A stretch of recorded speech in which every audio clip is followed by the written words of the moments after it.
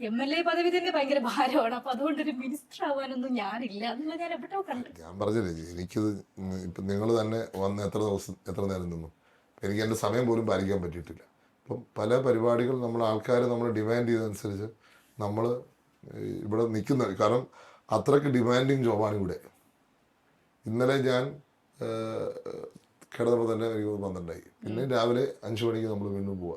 അപ്പം അത്രയ്ക്ക് ദിവസവും ഇതാണ് റൂട്ടീൻ, അത്രയ്ക്ക് ഡിമാൻഡിങ് ആണ് ഈ ജോബ്. ആ ഡിമാൻഡിനോടൊപ്പം നിൽക്കാൻ എനിക്ക് തന്നെ പറ്റുന്നില്ല, അതാണ് ഞാൻ പറഞ്ഞതിൻ്റെ അർത്ഥം.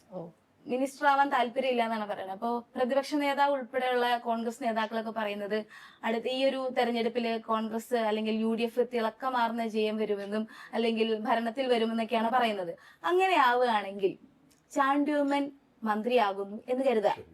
ഹൈപ്പോത്തറ്റിക്കൽ ക്വസ്റ്റ്യൻ എങ്ങനെ മറുപടി പറയും? ചാണ്ടിയുമ്മൻ മന്ത്രിയാവാണെന്ന് അങ്ങനെ ചോദ്യമില്ല, അങ്ങനെ ചോദിക്കട്ടെ. അതായത് ചാണ്ടിയുമ്മൻ മന്ത്രിയാവാണെന്ന് കരുതാം.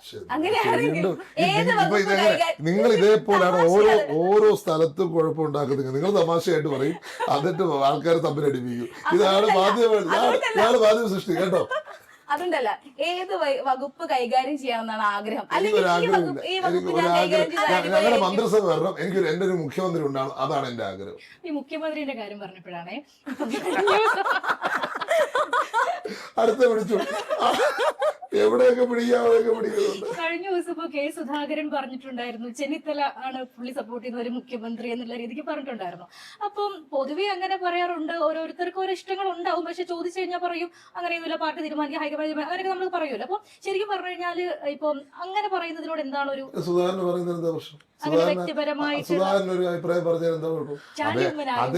അദ്ദേഹത്തിന്റെ ശൈലിയിൽ അദ്ദേഹം പറഞ്ഞു, എന്റെ ശൈലിയിൽ ഞാൻ ഉത്തരം പറയുകയാണ്. പക്ഷെ അത് ജനങ്ങളെ വിലയിരുത്തുമ്പോൾ ഓരോ നേതാക്കളും അവരുടേത് അഭിപ്രായം ഇങ്ങനെ പുറത്തേക്ക് വലിയ രീതിക്ക് പരസ്യ പ്രതികരണം നടത്തുമ്പോൾ ഞങ്ങൾക്ക് വേറെ കുഴപ്പമില്ല, ഞങ്ങളുടെ പാർട്ടി ഇതൊക്കെ പറ്റും. ഞങ്ങളുടെ പാർട്ടി അങ്ങനെ ചില സ്വാതന്ത്ര്യമൊക്കെ ഉണ്ട്.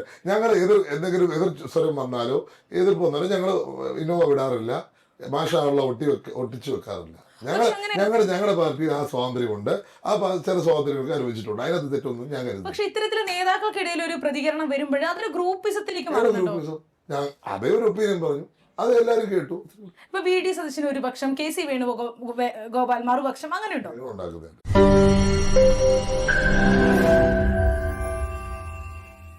ലോകത്തെവിടെയായാലും ഏത് സമയത്തും 24 വാർത്തകളും ഓഗ്മെന്റഡ് റിയാലിറ്റി പാക്കേജുകളും എക്സ്പ്ലെയിനറുകളും വിശദമായി കാണാൻ ഞങ്ങളുടെ YouTube ചാനൽ നിങ്ങൾക്ക് സബ്സ്ക്രൈബ് ചെയ്യാം.